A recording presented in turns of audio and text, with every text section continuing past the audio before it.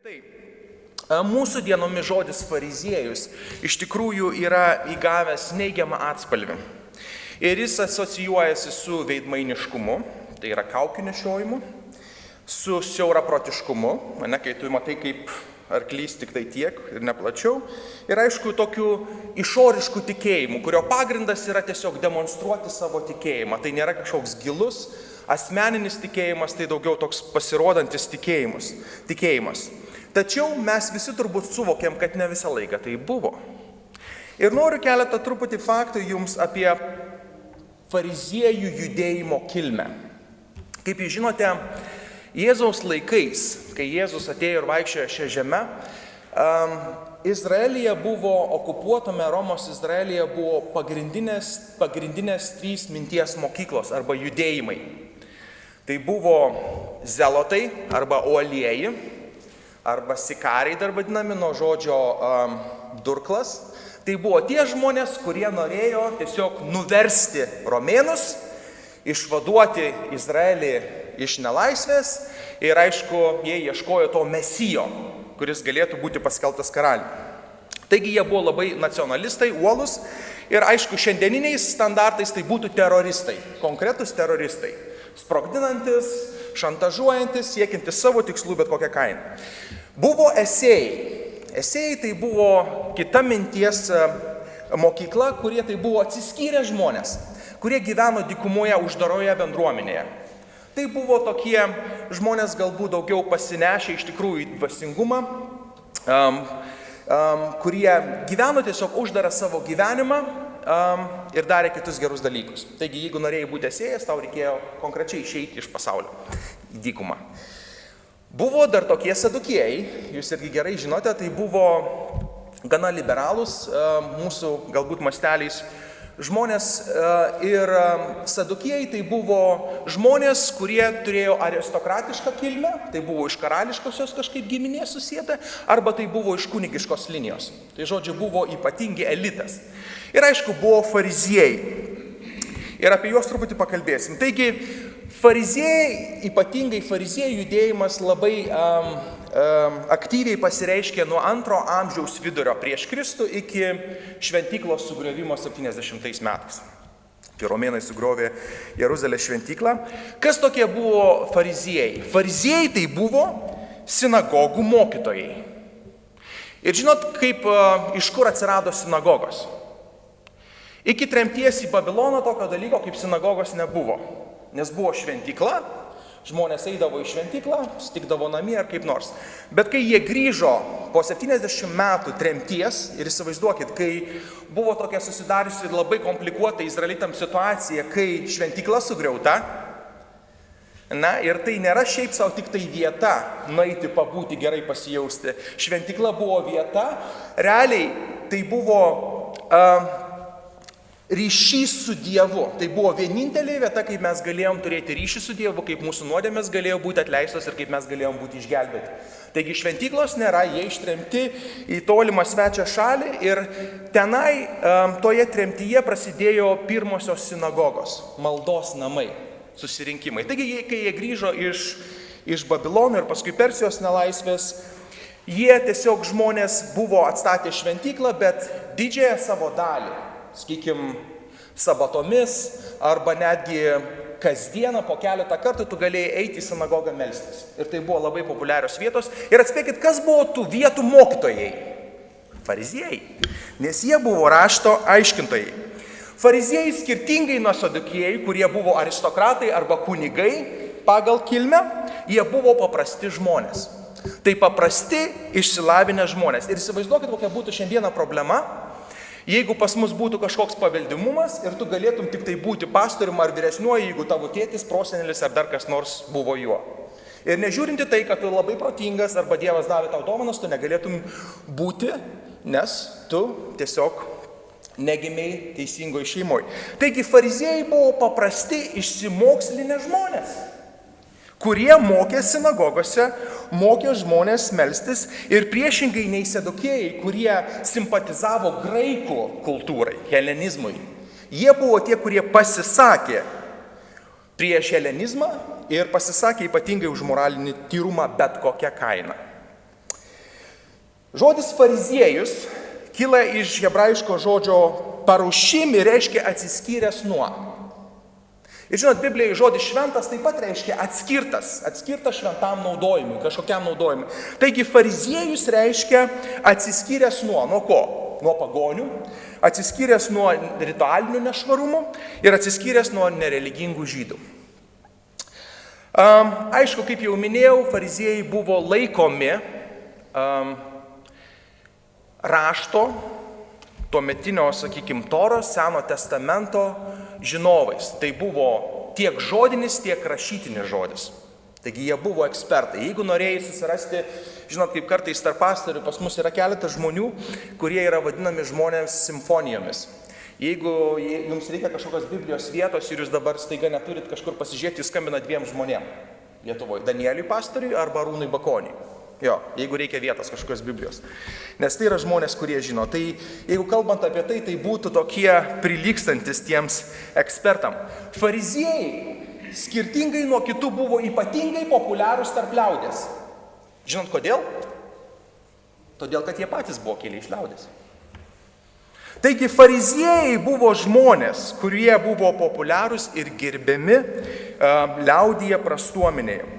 Jeigu mes pažiūrėtumėm į Naują testamentą, Naujam testamente yra apie 98 kartus paminėta žodis fariziejus arba fariziejai. Ir dabar stabtelkime akimirką ir pagalvokim, prisiminkime pačius garsiausius. Senam testamente mes nerandam fariziejai, fariziejai yra tik tai Naujam testamente. Taigi prisiminkit pačius garsiausius Naujojo testamento fariziejus. Gamalielis, atsimenat? Labai protingas žmogus, netapo krikščionimi, bet simpatizavo jiems. Apaštalų darbuose 5 skyriuje. Kas dar? Fariziejai. Nikodemas. Jono 3 skyriuje naktį ateina pas Jėzų pasiklausti, kaip ten iš tikrųjų yra. Dar. Viskas. Saulius arba Paulius, kuris vėliau tapo krikščionimi. Ir buvo dar vienas. Simonas fariziejus. Atsimena tą istoriją, kai Jėzus ateina pas jį vakarieniauti ir ateina nusidėjėlė, kuri pradeda plauti jo koją savo ašaromis. Ir Simonas fariziejus. Taigi yra garsiausi Naujojo testamento fariziejai. Ir aišku, labai įdomu juos pažiūrėti, nes vieni prijautė krikščionybei, kiti neprijautė, kiti vėliau tapo krikščionimis, kiti taip niekad ir netapo krikščionimis. Taigi, fariziejai buvo laikomi to laikmečio Jėzaus laikmečio dvasiniais galiūnais. Ir čia labai rimtai. Jeigu jūs pagalvotumėt apie dvasingiausius iš dvasingiausių, jeigu jūs pagalvotumėt apie labiausiai pasišventusius iš labiausiai pasišventusių, jeigu jūs pagalvotumėt apie bažnyčios specialiąjas pajėgas, apie bažnyčios arą, apmokytus, tai būtų fariziejai. Jie buvo dvasinis elitas. Dvasinis elitas. Ir aišku, fariziejai buvo didžiausi Dievo fanai ir gerbėjai. Žinote tai? Jie beprotiškai mylėjo Dievą ir beprotiškai jo laukė. Taigi jie buvo didžiausi Dievo fanai. Ir net Jėzus, norėdamas pailiustruoti apie išgelbėjimą, jis panaudojo fariziejus. Atsiverskit su manim, nes šiandien mes nedaug vartysimės, tai naudodamasis progą. Mato Evangelija 5 skyrių 20 eilutę. Atsiverskim Mato Evangeliją 5 skyrių 20 eilutę, kur Jėzus naudoja fariziejus kaip iliustraciją, gerąją prasme. Taigi, Mato Evangelija 5 skyrius 20 eilutė. Jėzus sako, taigi sakau jums, jeigu teisumu neviršysite rašto aiškintojų ir fariziejų, neįeisite į dangaus karalystę. Ar jūs girdite, ką to laikmečio žmonės girdėjo? Ar jūs girdite, ką to laikmečio žmonės girdėjo? Jie negirdėjo, Išgelbėjimas yra paprastas, nes jie veidmainiai, siaurapročiai ir tiesiog demonstruojantis išoriškai savo tikėjimą kiekvienai pasitaikiusiai galimybei. Ką žmonės girdėjo? Žmonės girdėjo, jei fariziejams tai yra neįmanoma, tai kam iš viso yra įmanoma? Nes jei kam turėtų būti įmanoma, tai jiems. Bet jeigu net jiems neįmanoma, tai apie kokį išgelbėjimą čia mes kalbam? Fariziejai, kurie žmonių buvo laikomi arčiausiais Dievo esančiais žmonėmis, pasak Jėzaus, nebuvo pakankamai arti.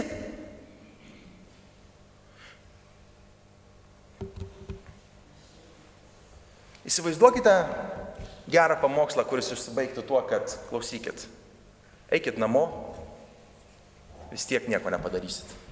Nes jei fariziejam neįmanoma, tai ką jūs čia darot, prasti žmonės. Taigi tokie buvo fariziejai. To laikmečio elitas, to laikmečio pažiba. Žmonės, į kuriuos derėjo lygiuotis. Ir žinote, mes šiandieną, gyvenantis 21 amžiuje,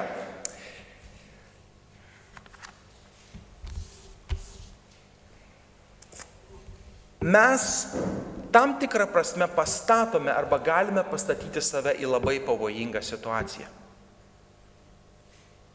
Tiesiog užtenka laikyti fariziejus vien tik tai dvasiniais nevykėliais arba didžiausiais Dievo priešais. Ir jūs, kaip tikintysis, atsiduriat labai pavojingoj situacijoje. Kodėl? Todėl, kad jeigu jūs manot, kad fariziejai buvo dvasiniai nevykėliai ir didžiausi Dievo priešai, jūs iš esmės sakot, kad fariziejizmas yra akivaizdus blogis, kurį lengva atpažinti ir lengva pastebėti. Tai akivaizdu. Nes jie yra Dievo priešai, jie yra blogiečiai. Jie yra dvasiniai nevykėliai. Bet tiesa yra ta, kad jei mes nepamatysime ir nesuprasime, kokie dvasiškai įspūdingi buvo fariziejai, mes liksime akli pavojui, patys tapti tokie kaip jie.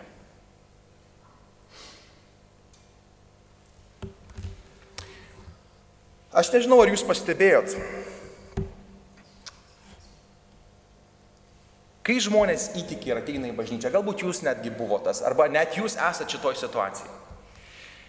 Kai žmonės įtiki ir ateina iš pasaulio į bažnyčią, jiems bažnyčia atrodo kaip rojus, bent jau kažkurį laiką. Visi tokie geri, niekas nesikeikia. Wow. Aišku, priklausomai iš kokios aplinkos jūs ateinat. Jeigu iš labai blogos, tai kontrastas labai didelis bus. Taigi žmonės atėję į tikėję į Dievą, ateina į bažnyčią ir čia jiems atrodo kaip rojus. Jie negali patikėti, kad yra tokių žmonių. Ir žinot, ką žmonės daro? Ką mes visi darėm ir kai kurie darom ir darysim. Mes ateinam čia ir sakom, o, čia yra namai. Čia yra tikrieji namai, bažnyčia yra tikrieji namai. Pradedam nusirenginėti, nusimam savo šarvus, pasidedam savo ginklus, nusimaunam savo botus, apsimaunam tapkes, užsidedam pižamą arba nutampytą kokią nors marškinėlius, maikę, susivėlę. Čia namai, čia mes galim atsipalaiduoti, čia mes galim būti tokie, kokie mes iš tikrųjų galime būti. Nes čia yra rojus. Čia yra užuovėja nuo pasaulio. Ar kas nors buvo tokioje situacijoje? Ir nudegėt. Buvot kas nors ir nudegėt. Turbūt kiekvienas. Kodėl?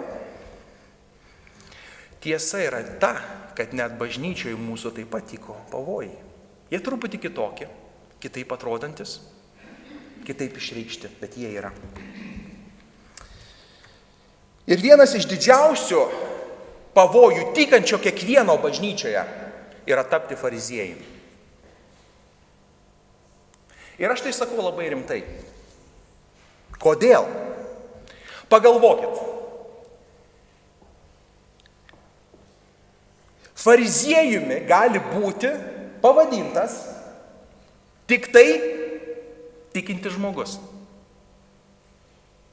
Jūs nepavadinsit kažkokio netikinčio žmogaus fariziejumi.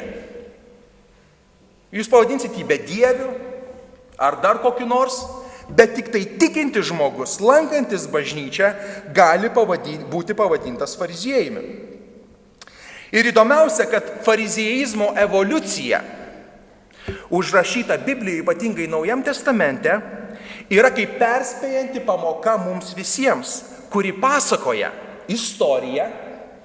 Taigi fariziejų pasakojimas apie fariziejus yra pasakojimas, kaip didžiausi Dievo gerbėjai tapo didžiausiais Dievo priešais. Kas tik patvirtina posakį, nuo meilės iki neapykantos yra tik tai vienas žingsnis. Tad kelias farizieizmo link yra labai trumpas, trumpesnis negu mes matom ir labai subtilus. Todėl yra nepaprastai lengva tapti fariziejumi. Bet ne šiaip savo fariziejumi, bet netyčiniu fariziejumi. Pačiam to net nežinant ir nesuvokiant. Kristina, jeigu tu galim. Tad ateinančius kelis mėnesius aš noriu pamokslauti pamokslų ciklą, kuris vadinasi Netyčinis fariziejus. Žvilgsnis iš arti į farizieizmo pavojų šiandieniniai bažnyčiai. Tai yra kaip perdėtas, nesubalansuotas uolumas, virstantis gali virsti fanatizmu ir gali pražudyti ne tik tai mano gyvenimą, bet visų kitų aplinkinių. Mes taip pat ateinančias kelias sabatas pažvelgsime į tokias temas kaip nesubalansuotas uolumas, išskirtinumas, superdvasingumo, legalizmo, atsijojimo, iškreiptos savivertės, kritikos dvasios, praeities idealizavimo, savęs lyginimo su kitais, asmeninių dvasinių dovanų iškėlimo virš kitų bei uniformizmo pavojus tikinčiojo bei bendruomenės gyvenime. Taigi, mielieji, tai yra rimta. Farizieizmas yra didžiausias mūsų pavojus. Ir mes kiekvienas turime užduoti savo klausimą, ar tai yra man aktualu. O gal aš išimtis? Gal aš išskirtinis? Gal aš stiprus? Jeigu jūs taip galvojate, jūs jau einate tuo keliu. Yra labai svarbu suvokti, kad niekas savo sveikame prote šiandieną netrokšta būti ir tapti fariziejumi. Niekas. Todėl netyčiniai fariziejai yra žmonės, kurie myli beprotiškai Dievą, Bibliją ir daro viską, kad jie galėtų tais bibliniais principais gyventi savo gyvenimą. Ir dabar noriu tiesiog pasiūlyti tam tikrą scenarijų, kaip galima tapti netyčiniu fariziejumi. Kelionė netyčinio fariziejaus link prasideda labai nekaltai. Tai gali prasidėti nuo mažos grupelės, nuo pamaldų, nuo kažkokio bažnytinio renginio, kuris atveria jums akis ir leidžia suprasti, kad visa, ką jūs darėte iki šiol, iš esmės jūs tik tai žaidėte bažnyčią.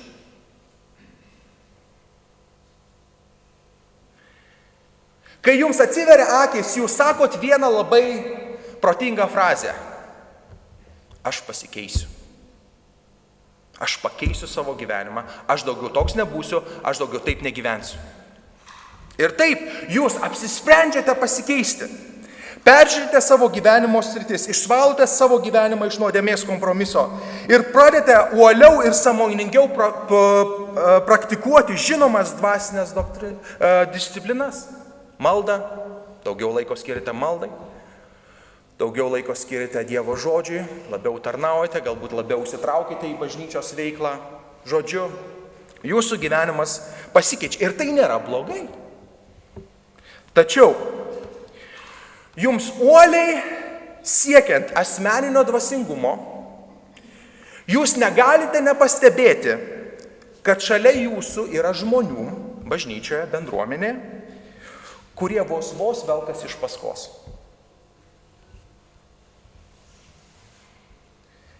Ir būtent šita vieta yra kritinė.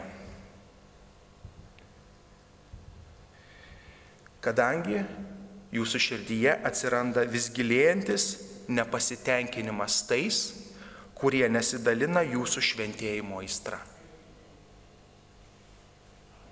Jūs siekiate, bet jūs pamatote, kad ne visi dalinasi šitą aistrą. Ne visi įdeda tokias pat jėgas ir energiją, kaip kad jūs. Ir jūs pradedat jausti savo širdyje gilėjantį nepasitenkinimą tais, kurie nesidalina jūsų aistra. Ir čia yra kritinė vieta. Kritinė vieta. Kadangi jei jūs leisite savo nepasitenkinimui pavirsti pasibjaurėjimu ar nepagarbą tiems žmonėms, kurie velkasi vos iš paskos, jūs atsidūrėte pavojingame klystkelyje.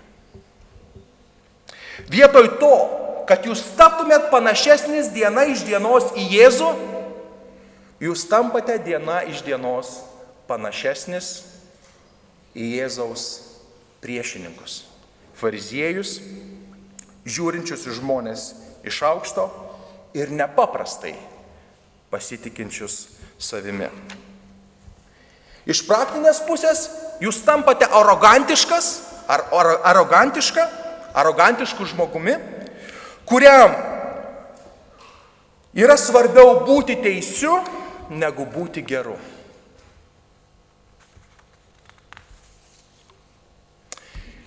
Ir kur eilutes, kurias mes skaitėme, arba girdėjome skaitant, atsiverskime Mato 16 skyriuje 6 eilutėje. Mato 16 skyriuje 6 eilutė, kur Jėzus sako: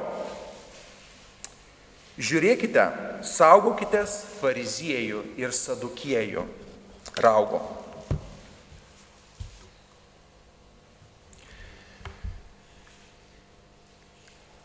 Šiandienos pamokslas yra įžanga į kažką daugiau, į kažką giliau. Bet aš noriu užduoti jums keletą klausimų, kurie priverstų jūs susimastyti ar pagalvoti. Ruošdamas šitam pamokslui, tiesiog pažiūrėdamas į tuos visus žodžius Naujam testamente, kur naudojamas žodis fariziejus arba fariziejai, tiesiog skaičiau tas visas istorijas. Ir iškyla toks labai įdomus paveikslas. Ir nebūtinai jis kažkoks yra naujas ar nežinomas, bet kai pažiūri didžiausios konfrontacijos, kurias Jėzus turėjo, arba žmonės, kurie labiausiai Jėzui nuodijo gyvenimą, tai buvo fariziejai. Retkarčiai sadukiejai. Labai retai zelotai. Ir apie esiejus iš viso net negirdim. Fariziejai kėlė Jėzui būtent daugiausiai rūpesčių ir problemų. Ir klausimas jums, kodėl būtent fariziejai buvo tie žmonės, kurie labiausiai kišo Jėzui pagalius į ratus? Kodėl ne kiti? Kodėl tarp 12 Jėzaus mokinių nebuvo nei vieno fariziejaus?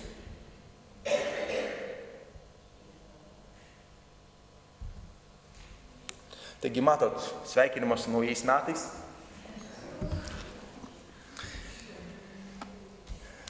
Sveikinimas tas, kad mes galėtumėm iš tikrųjų gyventi tuos naujus metus prasmingai ir gerai, kad mes peržiūrėtumėm savo gyvenimą, kad mes keistumėm tai, ką mes turim keisti su Dievo pagalba, išlaikytumėm tai, ką mes turim išlaikyti, bet mes turim suvokti, kad didžiausias pavojus, kuris kiekvieno iš mūsų tyko, subtilus pavojus, nematomas ir labai lengvas ir trumpas kelias yra tapti fariziejumi ir tapti didžiausiu Jėzaus priešu.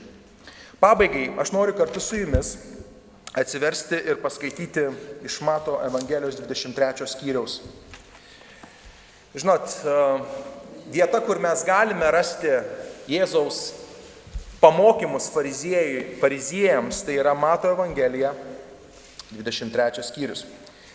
Ir noriu paskaityti keletą eilučių, kurios padėtų mums pamatą tolimesniems temams. Mato Evangelija, 23 skyrius nuo 1 iki 7 eilutės. Tuomet Jėzus kreipėsi į minią ir į savo mokinius. Į Mozės krasę atsisėdo rašto aiškintojai ir fariziejai. Todėl visą, ką jie liepia, darykite ir laikykitės. Tačiau nesielkite, kaip jie elgiasi, nes jie kalba, bet nedaro. Jie rišo sunkes nepakeliamas naštas ir krauna žmonėms ant pečių, o patys nenori jų nė pirštų pajudinti. Jie viską daro, kad būtų žmonių matomi. Jie pasiplatina maldos diržus ir pasididina apsiaustus, spurgus. Jie mėgsta pirmasias vietas pokyliuose bei pirmuosius krėslus ir sinagogose, mėgsta sveikinimus aikštėse ir trokšta, kad žmonės juos vadintų rabi arba mokytais. Skaitykim toliau nuo 13 eilutės. Vargas jums. Vargas jums, veidmainiai, rašto aiškintojai ir fariziejai. Jūs užrakinate žmonėms dangaus karalystę ir nei patys neinate, nei trokštančių į ją patekti neleidžiate. Vargas jums, veidmainiai, rašto aiškintojai ir fariziejai. Jūs keliaujate per jūrą ir sausumą, kad laimėtumėte vieną naujatikį, o kai toks atsiranda, jūs padarote iš jo pragaro vaiką dvigubai blogesnį už jūs pačius. Vargas jums, aklieji vadai, kurie mokote, jei kas prisiektų šventovę, tai nieko, o jei kas prisiektų šventovės auksu, tai jis įsipareigoja. Toliau skaitykime nuo 23 eilutės. Vargas jums, veidmainiai, rašto aiškintojai ir fariziejai, jūs duodate 10 nuo mėtų, krapų ir kmynų, o pamirštate, kas svarbiausia įstatyme - teisingumą, gailestingumą ir ištikimybę. Reikia tai daryti ir ano neapleisti. Aklieji vadai, jūs iškošiate uodą, o praryjate kupranugarį. Vargas jums, veidmainiai, rašto aiškintojai ir fariziejai. Jūs valote taurės bei dubens išorę, o viduje esate pilni gobšumo ir nesusivaldymo. Aklasai fariziejų, pirmiau išvalyk taurės vidų, tai bus tikrai švari ir išorė. Vargas jums, veidmainiai, rašto aiškintojai ir fariziejai. Jūs panašus į pabalintus antkapius, kurie iš paviršiaus gražiai atrodo, o viduje pilni numirėlių kaulų ir visokių nešvarumų. Taip ir jūs iš paviršiaus atrodote žmonės teisūs, o viduje esate pilni veidmainystės ir nedorumo. Vargas jums, veidmainiai, rašto aiškintojai ir fariziejai. Jūs statote pranašams antkapius, puošiate teisiųjų paminklus ir sakote: jei būtume gyvenę savo protėvių dienomis, nebūtume kartu su jais susitepę pranašų krauju. Ir nuo 33 dar. Gyvatės, čia netinkamas tonas, bet gyvatės, angių išperos, kaip jūs ištrūksite nuo pasmerkimo į pragarą. Todėl štai siunčiu pas jūs pranašų, išminčių ir rašto aiškintojų. Vienus jų jūs užmušite ir nukryžiuosite, kitus plaksite sinagogose ir persikasite nuo miesto iki miesto, kad ant jūsų kristų visas nekaltas kraujas pralietas žemėje, pradedant teisiojo Abelio krauju ir baigiant krauju Barachijo sūnaus Zacharijo, kurį jūs nužudėte tarp šventovės ir aukuro.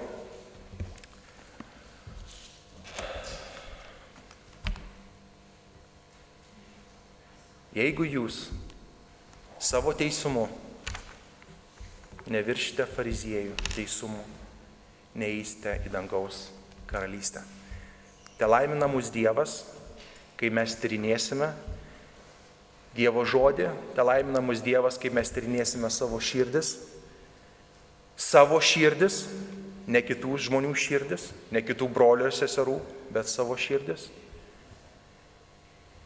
Ir te laimina mus Dievas, kad su kiekviena diena mes eitumėm teisingų kelių, ir taptumėm vis labiau ir labiau panašesni į Jėzų.